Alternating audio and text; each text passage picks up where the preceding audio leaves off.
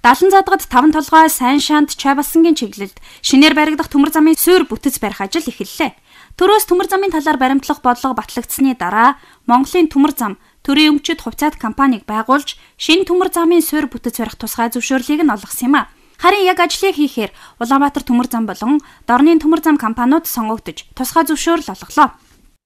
За яг одоо миний зогсож байгаа цэг бол Монголын шинэ төмөр зам баригдах 2 талруугаа тэлэх замын гол цэг байна. За харин миний энэ баруун талд энэ сайн шандаас 70 задгад хүртэлх нэгсэндээ одоо говийн чиглэл рүү нүүрсний уурхай чиглэл рүүгээ явж байгаа энэ төмөр замын суурь тавигдж байгаа. Харин миний зогсож байгаас зүүн гар тишээгээ Чайбасан хүртэлх одоо тавигдах шинэ замынд харагдаж байна. За ийм 2 чиглэлд Монголын төмөр зам 2 тишээгээ шинээр одоо нийтдээ 1100 км үргэлжлэн баригдах ажлыг өнөөдрөөс эхлүүлж байна. За энэ 2 чиглэлд 2 компани гүйцэтгэгчээр ажиллах юм а. Шинэ төмөр замын зурвас газрын байршил хэмжээг тогтоох инженер геолог, геодезийн болон байгаль орчны нарийчилсан үнэлгээ хийлгсэн. Геодезийн судалгааны чиглэлээр 1135 км төмөр замын суурь тавих ажил эхэлж байна. Манай улсад ашиглагдаж байгаа өнөөдрийн төмөр зам бол 70 гаруй жилийн настай 1900 гаруй км үргэлжилсээр байдаг. Үүнтэй ижил урттай шинээр баригдах замд орчин үеийн хурд хүчтэй техникийг хэрэглэж 2 жил 5 сарын дотор л суурийн ажлыг дуусгахаар төлөвлөд байгаа юм а. Ажлын голыг нуглах 2 компани хөрш шорооныхаа ажилд шууд орсон юм а. Ер нь Улаанбаатар төмөр зам нэг 3400 хүнээр ажлын хүчээр одоо ажиллах тийм боломжтой байна. Техник хэрэгсэл бол хангалттай. Тий.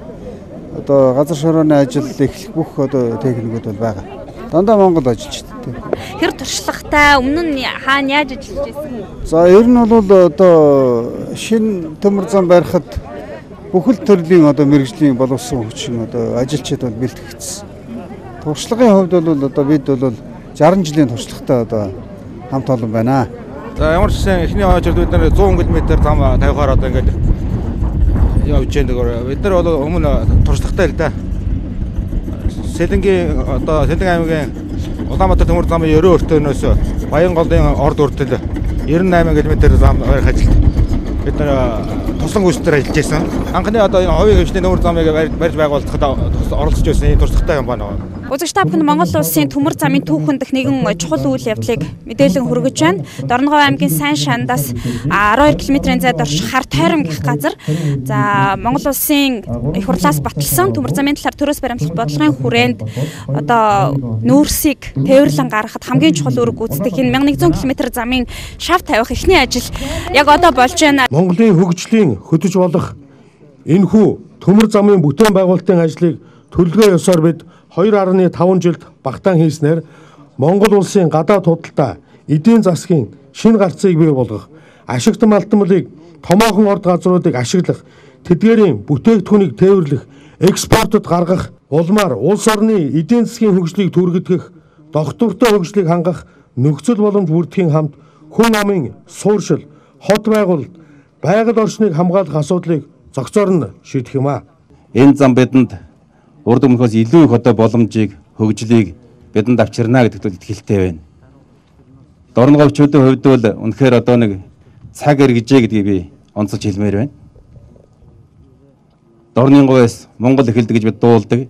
Тэгвэл энэ дуу маань үнэхээр одоо биелэлээ одоо бодтойгоор олж байна. Монголын хөгжил бол Дорноговьс эхэлж байна. Энэ зам бол бидэнд асар их боломжийг авчирна. Мөн түнчлэн Дорноговь сайн шанд баригдах сайн шандын ажилтны парк бол зөвхөн Дорноговчуудад өгөө Монгол улсын хөгжилд эргэлтийг авчрах, шинэ үе шатыг авчрах, улс орныг маань аж үйлдвэрчсэн өндөр одоо хөгжилтэй ийм орны түвшинд хүргэх ийм томоохон төслүүд юм аа. Өнөөдрийн энэ баярт өдөр бол Монгол улсын төмөр замын түүхэнд төмөр замын 2 дахь үеийн давалгаа эхэлсэн томоохон бүтээн байгуулалт бий болсон хүндэн төмөр замын олон мянган километр төмөр замын эхлэлийг тавьсан ийм сайхан тэмдэглүүлэгчтэй өдөр болж байна.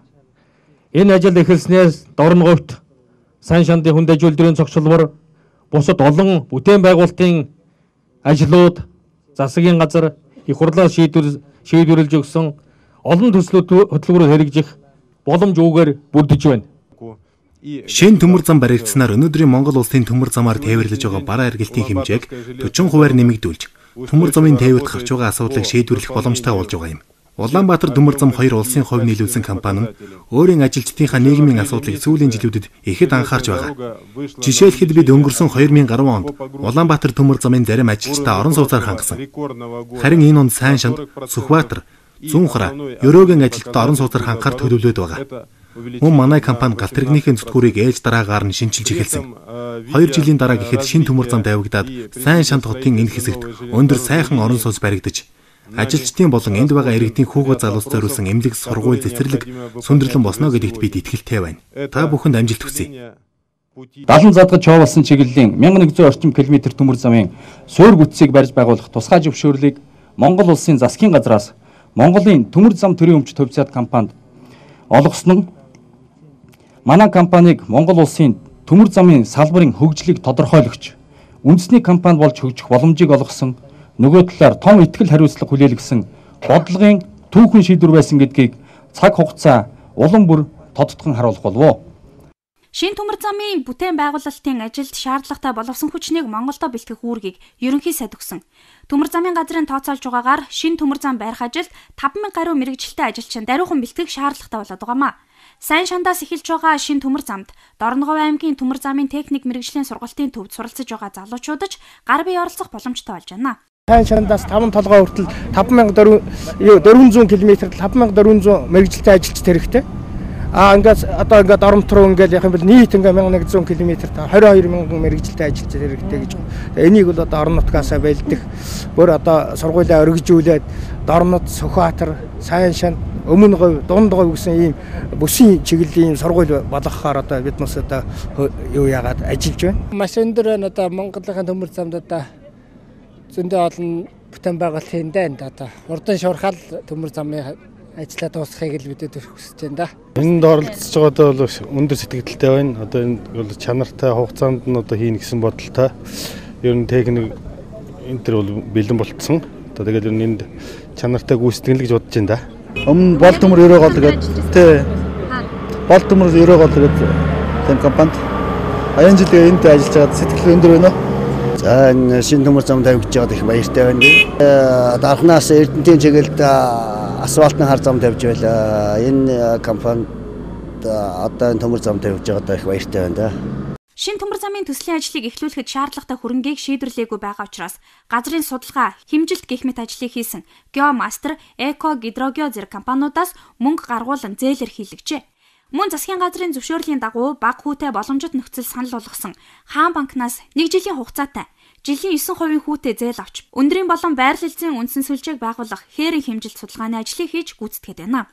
Засгийн газраас ер нь засгийн газрын мөрийн хөтөлбөрт бидний одоо хөгжлийн гол чиглэл мөрийн хөтөлбөр заасан зүйл бол уул уурхайн бүтээгдэхүүнийг ашиглах шүү дээ. Тэгэхээр уул уурхайн бүтээгдэхүүнийг ашиглах гол одоо гарцсан маань хэрэгжүүлэхэд хамгийн том асуудал маань төмөр замын асуудал байж байгаа. Тэгээд төмөр замын асуудлуудыг хэрэгжүүлэхэд төмөр замын бодлогоо бол баталсан нэгдүгээр, хоёрдугаар төмөр замын Монголын төмөр зам гэсэн энэ компаниг бол одоо байгуулад энэ компани дээр бол төвшиглээд явна гэсэн ийм одоо чиглэлийг бол гаргасан байж байгаа. Тэгээ өнөөдөр бол бид энэ засгийн газрын мөрийн хөтөлбөр улс орны хөгжлийн нэг том алхмын одоо эхлэлийг бол тавилаа л гэж үзэж байгаа. Тэгээд одоо юу гэж нэхэр энэ хөгжлийн банк чинь одоо 4 сарын сүүлээр асуудлуудаа шийднэ гэсэн. Тэг мөнгө төгрөг бол болол явчихна. Энэ чинь нэг их том мөнгө учраас өнөө маргааштай юм тийш ихнийхээ ингээл яваад байна. Хамгийн гол нь бид нар төмөр замаар барих гэсэн.